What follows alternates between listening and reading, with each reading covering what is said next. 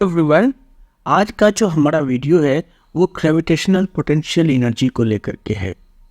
देखो, gravitational potential energy के बारे में हमने वर्क एनर्जी थ्योरम में भी पढ़ा था कि अगर कोई बॉडी अर्थ सरफेस से, जैसे सपोज करो कि तो आपके पास जो अर्थ का सरफेस है, ये ऐसे ये मान लो कि अर्थ सरफेस है, और अर्थ सरफेस के नियर अगर कोई बॉडी सरफेस से, ये जो सरफेस है, इस सरफेस से अगर वाई हाइट अबव ये जाता है, ठीक है, वाई हाइट अबव ये यहाँ पे आता है, तो इस ऑब्जेक्ट का जो चेंज इन पोटेंशियल एनर्जी होता है del U, this del U is equal to L G into Y. This we have already studied about the change in the potential energy when an object is moved near the surface of earth, ठीक है, for a distance that is smaller in comparison to the radius of the earth. मतलब कि जब आप किसी object को अर्थ के सतह से एक छोटी दूरी के ऊपर उठाते हैं, जैसे मान लो वाई हाइट ले गए, और ये जो छोटी दूरी है, मतलब स्मॉल डिस्टेंस को हम लोग कैसे डिफाइन कर रहे हैं कि the distance moved it must be smaller in comparison to the distance of object from the centre of the earth. तो उस केसेस में जो पोटेंशियल एनर्जी का एक्सप्रेशन होता है वो mgy से डिफाइंड होता है. लेकिन ये जो एक्सप्रेशन है वो केवल एक अर्थ के सतह से एक स्मॉलर डिस्टेंस तक ही अप्लाई होता है, क्योंकि हम लोग इस पर्टिकुलर डेरिवेशंस में हम लोग ये मानते हैं कि जो ग्रेविटेशनल फोर्स है वो क्या है, mg एक्ट कर रहा है. लेकिन हमने पढ़ा है यूनिवर्सल लॉज ऑफ ग्रेविटेशन में कि ग्रेविटेशनल फोर्स जो F होता है वो क्या होता है, it is a function of the distance between the two object. जैसे हमने पढ़ा है F is equal to g m1 m2 by r पे स्क्वायर. तो ये जो हम लोगों ने जाना है, ये बात ये डिफाइन करता है कि ग्रेविटेशनल जो फोर्स है वो डिस्टेंस के साथ वैरी करता है. तो उस केस में हम लोग ये एक्सप्रेशंस अप्लाई नहीं कर पाएंगे जो हमने डिराइव किया था एक कांस्टेंट ग्रेविटी फोर्स को कांस्टेंट मान के जो एक्सप्रेशन हम लोगों ने mgy डिराइव किया था वो हम लोग यहाँ अप्लाई नहीं कर पाएंगे. तो मेरा जो इंटरेस्ट है इस डिस्कशंस में that our goal here is to find a general expression that applies to all the location such as the altitude of an orbiting satellite. अगर पूछा जाए कि ये जो सैटेलाइट इस पृथ्वी के चारों ओर चक्कर लगा रहा है, तो इस सैटेलाइट और अर्थ का जो पोटेंशियल एनर्जी होगा वो क्या होगा, तो ये मैं mgy से नहीं निकाल सकता हूँ. मैं एक जनरल एक्सप्रेशन डिराइव करने जा रहा हूँ इस वीडियो में, जिससे इसका इस्तेमाल करके आप किसी भी सेपरेशंस पे अगर ऑब्जेक्ट है तो आप उसका ग्रेविटेशनल पोटेंशियल एनर्जी निकाल सकते हैं. सो लेट्स सी गाइस कि सपोज करिए कि देयर इज अ पार्टिकल, ठीक है, m मास का एक पार्टिकल है, ठीक है, this is a particle of mass m, और ये पिक्चर क्या बता रहा है कि particle of mass m exerts a gravitational force F on a particle of mass small m. ये जो छोटा, ये क्या है, this is a particle of mass small m that moves from A to B. मतलब कि एक स्मॉल m मास का पार्टिकल कैपिटल M मास के ग्रेविटेशनल फील्ड में, फोर्स ऑफ फील्ड में वो मूव करेगा, ठीक है, और उसकी वजह से जो चेंज इन पोटेंशियल एनर्जी होगा वो क्या होगा, हम इसको निकालेंगे जो है सो, ठीक है. तो यहाँ क्या है कि the figure shows a particle of mass small m is moving from A to B. इस पिक्चर में हम क्या देख रहे हैं कि स्मॉल m मास का जो पार्टिकल है, this is the particle of mass small m, यहाँ आप देख रहे हैं ये स्मॉल m मास का पार्टिकल है, and it is moving from A to B along a radial path, ठीक है.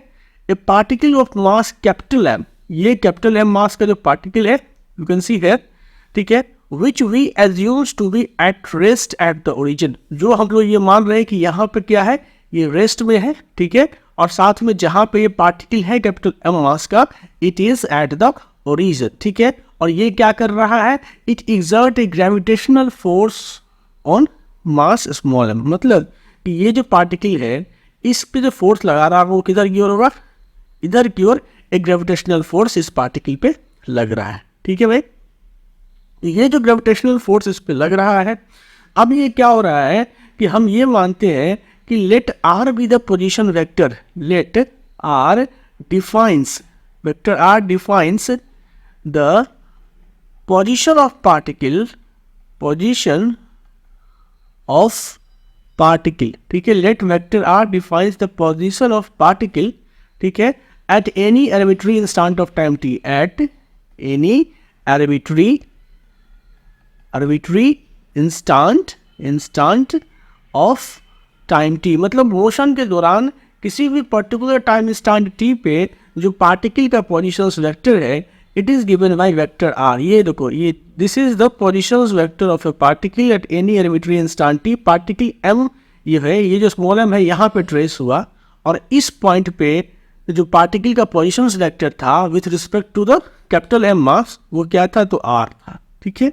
अब हम ये देखते हैं कि यहाँ से एक स्मॉलर डिस्टेंस पार्टिकल मूव किया, this is the D R distance which the particle moves from here, ठीक है। तो अब यहाँ से D R distance, D R displacement में वर्क डन कितना हुआ ग्रेविटेशनल फोर्स के द्वारा जो ये एम मास का ऑब्जेक्ट अप्लाई कर रहा था, अगर वो हम लोग निकालें तो क्या लिखेंगे कि जो डी डब्ल्यू होगा वर्क डन, वो क्या होता है, work done is equal to vector F dot vector D R होता है, ठीक है। ये आप लोग सब जानते हैं, vector F dot vector D are, ये वर्क डन होता है।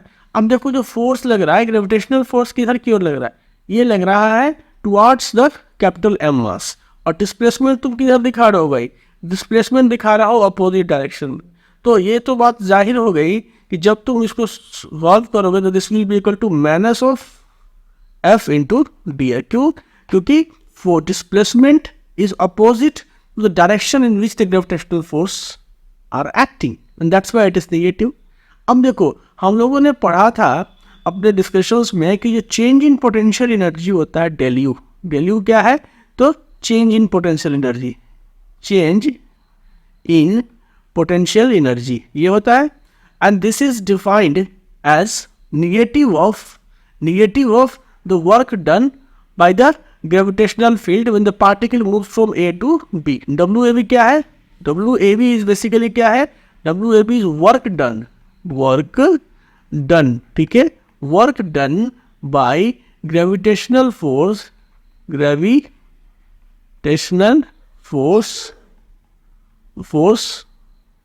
while the particle move from A to B, while the particle moves from A to B, moves from A to B, ठीक है। तो ये क्या है, WAB is the work done while the particle moves from A to B. तो change in the potential energy is a negative of the work done by the gravitational force field जो है सो WAB से represent करते हैं। तो हम ये लिख सकते हैं यहाँ से कि चेंज इन पोटेंशियल एनर्जी मतलब potential energy at the point B, U B minus potential energy at the point A, and this is the change in potential energy, this is what, this is del U, ठीक है, and this is equal to the negative of the work done. तो negative और work done क्या हो जाएगा, तो work done आपने देखा है कि जो स्मॉलर डी डब्ल्यू का इंटीग्रल होगा, दिस इज बेसिकली क्या चीज, तो negative of what, this is negative of D W, तो मतलब ये हो गया minus of F into D are when the particle moves from क्या चीज, तो R A, position R A से जाता है आर बी के तरफ, ठीक है। तो जब इस इंटीग्रेशन को सॉल्व करो तो माइनस को प्लस कर दो, तो ये हो गया integral F into D R, और ये हो गया R A to R B. Let's move on to the next page. You can write now that change in the potential energy del U which is basically U B, क्योंकि particle कहाँ से move कर रहा है, particle यहाँ से ए से B की तरफ जा रहा है, तो हम लिख रहे हैं यू बी, ठीक है, मतलब potential energy at the point B minus potential energy at the point A, and this is equal to integral of F B R, ठीक है, और यहाँ हो गया आर ए इंटू यहाँ से आर बी। अब देखो फोर्स तो तुम जानते हो, न्यूटन लॉ ऑफ ग्रेविटेशन में फोर्स का आपको दिया हुआ था, what was the force, it is G capital mass capital M into small M by R square, और इंटू यहाँ पे कैचेस बी आर, ये हो गया R A to R B, ठीक है। क्योंकि हमारा जो फोर्स का वैल्यू है, what was this force, F is equal to G capital M small M by R square. Case तो आपका यही है ना कि ये एक बड़ा मास है, ये कैपिटल एम मास का एक ऑब्जेक्ट है जो इस पॉइंट पे फिक्स्ड है, ठीक है, और यहाँ से मतलब ये मेरा ऑब्जेक्ट इनिशियली यहाँ पे था, this is the small mass M का ऑब्जेक्ट, जो कि हमारा इनिशियली क्या था, तो इस पॉइंट से जो था वो पोजीशन वेक्टर क्या था, आर ए था, ठीक है। और ये पहुंचा कहाँ पे, चलता चलता हुआ ये कहाँ गया, ये यहाँ से डिस्प्लेस होता हुआ, ये यहाँ से डिस्प्लेस होता हुआ पार्टिकल यहाँ पे आया, इस पोजीशन पे पार्टिकल आया, और अब जो इसका पोजीशन वेक्टर हो गया वो क्या हो गया, यहाँ से ये जो पोजीशन वेक्टर है पार्टिकल का, ये क्या है, वेक्टर आर बी है। तो मैंने निकाला कि चेंज इन पोटेंशियल एनर्जी, जब ये पार्टिकल, ये जब स्मॉलर मास का पार्टिकल जब इस पॉइंट ए से उठ करके बी पे डिस्प्लेस होकर चला जाता है, तो change in potential energy is defined by this expression. अब आप ये नॉर्मल इंटीग्रेशन है, हम लोग इसको यूज़ करते हैं, G capital M into small M, और आर स्क्वायर तो अंदर ही रहेगा, तो इंटीग्रल ऑफ ये हो जाएगा, आर स्क्वायर है तो ये 1 R to the power -2 into D R कर सकते हैं इसको, ये हो गया आर ए से आर बी। तो जब इसको करोगे तो ये क्या आ जाएगा, G capital M into small M, और ये हो जाएगा आर टू द पावर -1, ठीक है, this will be R to the power -1 by यहाँ से -1, ठीक है। इंटीग्रेशन जब करोगे तो, और ये हो जाएगा कितना, तो आर ए और यहाँ से R B, and it will finally equal to G M L small M, ठीक है, स्मॉल एम, और यहाँ से देखोगे तो ये हो जाएगा, ठीक है। और अगर आप करते हैं तो 1 बाई आर बी, इसको अगर आप करते हैं तो माइनस, तो आप माइनस अगर बाहर ले लो, ठीक है, माइनस में बाहर ले लिया, ये हो जाएगा 1 by R B minus 1 by R A, and you can write it as G capital M into small M, और ये हो गया 1 by R A minus 1 by R B, ठीक है, क्योंकि मैंने माइनस को अंदर में ही समेट लिया। तो this is the change in the potential energy, जो बेसिकली क्या होता है, तो यू बी है potential energy at the point B minus potential energy at the point A. तो आपका जो है सो फाइनल एक्सप्रेशन क्या निकल के आया भाई, फाइनल एक्सप्रेशन ये निकल के आया। सो आपने जो जनरल एक्सप्रेशन निकाला change in the potential energy का, वो कुछ ऐसा निकल के आया, ठीक है। This is the general expression of the change in the potential energy where a particle of mass m moves in a gravitational force field of a particle of mass capital M from the point A to the point P, ठीक है। अब देखो यहाँ एक बार खूबसूरत सा चीज़, कुछ observations आपको इस इक्वेशन से मिल रहा होगा कि अगर आपका जो आर ए है, position vector of R A is greater than R B, मतलब कि जब पार्टिकल इनसाइड मूव करता है, मतलब कि ये जो पार्टिकल है इनिशियल पोजीशन वेक्टर आ रहे हैं, और अगर पार्टिकल इस इधर की ओर मूव करेगा तो आर बी कहीं यहाँ बनेगा, ठीक है, then final position will be this. तो उस केसेस में क्या होगा कि आर ए जो होगा, जो initial position vector will be greater than the position vector after the displacement of particle. तो जब पार्टिकल आपका ग्रेविटेशनल, मतलब उस ऑब्जेक्ट के टुवार्ड्स मूव करेगा, इन द फोर्स फील्ड में मूव करेगा, तो देखो यहाँ फोर्स भी इधर लगेगा और डिस्प्लेसमेंट भी इधर होगा, तो क्या होगा, फोर्स डिस्प्लेसमेंट सेम डायरेक्शंस में है, तो वर्क डन क्या होगा, पॉजिटिव होगा। Work done by the gravitational force क्या होगा उस केस में, पॉजिटिव होगा, ठीक है, वर्क डन पॉजिटिव होगा।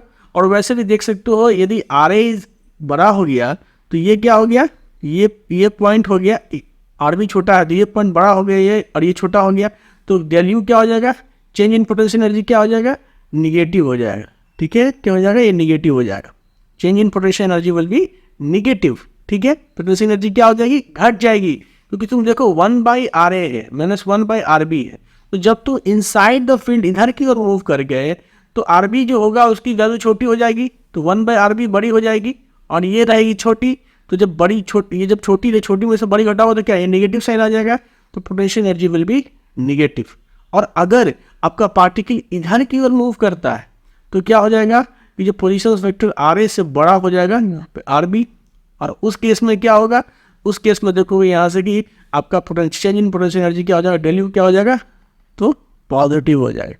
तो आप ये चीज क्या देख रहे हो कि जब आप टुवार्ड्स द पार्टिकल, मतलब ये मान लो यहाँ पे आप, ये पार्टिकल है, इस पॉइंट पे आप सपोज करो ये पॉइंट पार्टिकल है, अगर ये ऑब्जेक्ट है जो ग्रेविटेशनल फोर्स फील्ड इस पार्टिकल पे अप्लाई कर रहा है, तो अगर particle away from the force field move करता है, ठीक है, तो चेंज इन पोटेंशियल एनर्जी क्या होता है, पॉजिटिव होता है।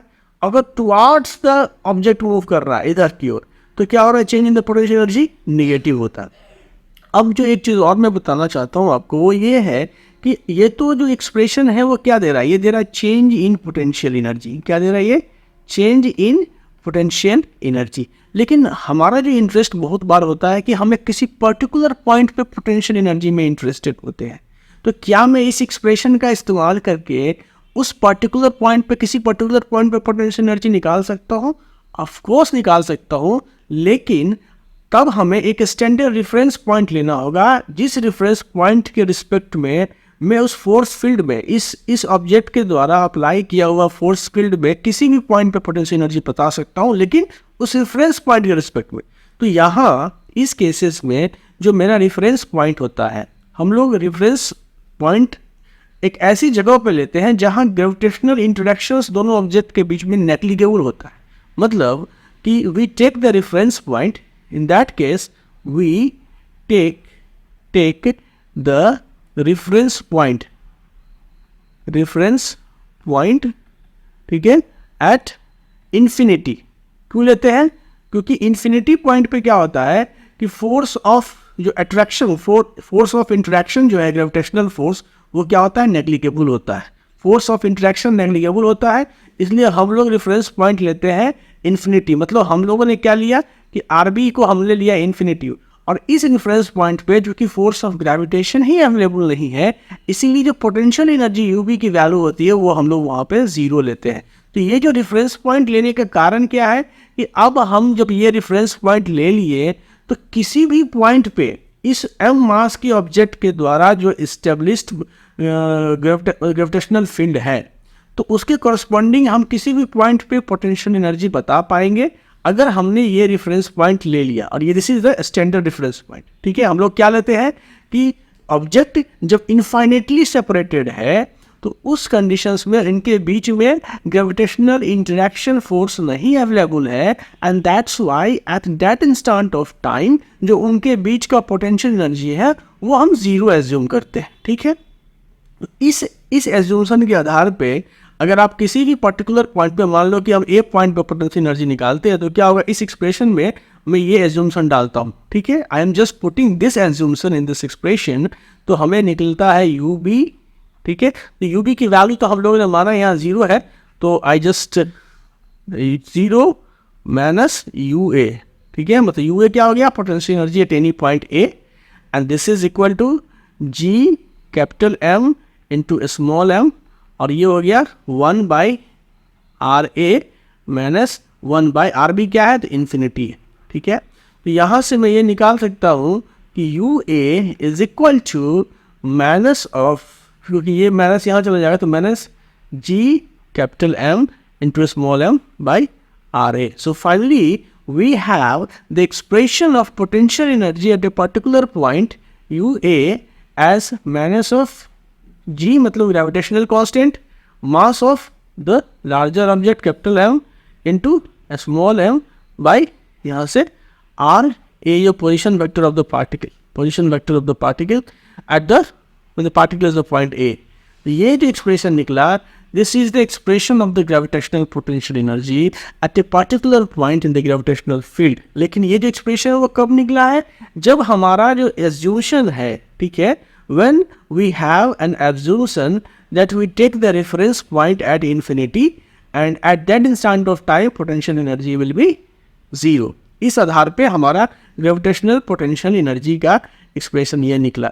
इस एक्सप्रेशन में देखो तो दो ऑब्जेक्ट सिस्टम का जो ग्रेविटेशनल पोटेंशियल एनर्जी है वो किस किस चीज़ पर डिपेंड कर रहा है? बड़े वाले ऑब्जेक्ट के मास पे, छोटे वाले ऑब्जेक्ट के मास पे, और उनके सेपरेशन, उनके बीच जो सेपरेशन है, उनके बीच जो डिस्टेंस है, उस पर ये डिपेंड कर रहा है। तो कहीं ना कहीं आप ये कह सकते हो कि ये जो पोटेंशियल एनर्जी है, it is not the property of any individual object.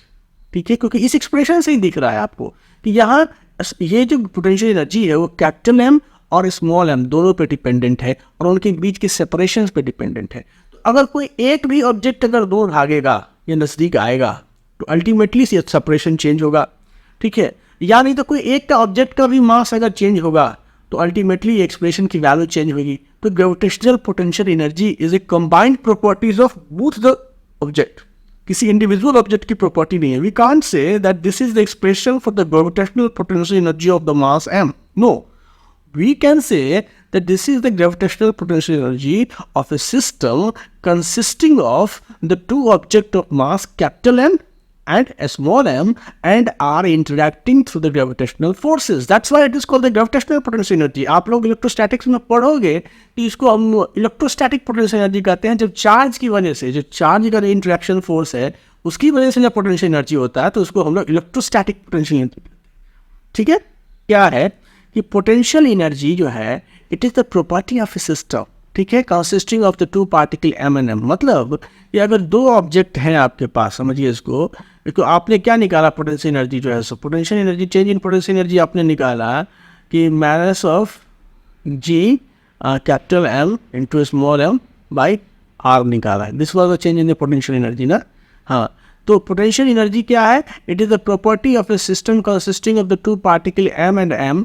ठीक है, rather than either body alone. मतलब ये तो कोई एक्सप्रेशन ही डिपेंड कर रहा है दो पार्टिकल के वैल्यूज प्रॉपर्टीज पे. This expression itself is dependent on the properties of the two particle and that's why हम लोग कहते हैं कि पोटेंशियल एनर्जी एक सिस्टम की प्रॉपर्टी होती है, ना कि किसी इंडिविजुअल ऑब्जेक्ट की प्रॉपर्टी होती है. हालांकि हम लोग बोलचाल की भाषा में कितनी बार बोल जाते हैं, but this is not the accurate way of saying this.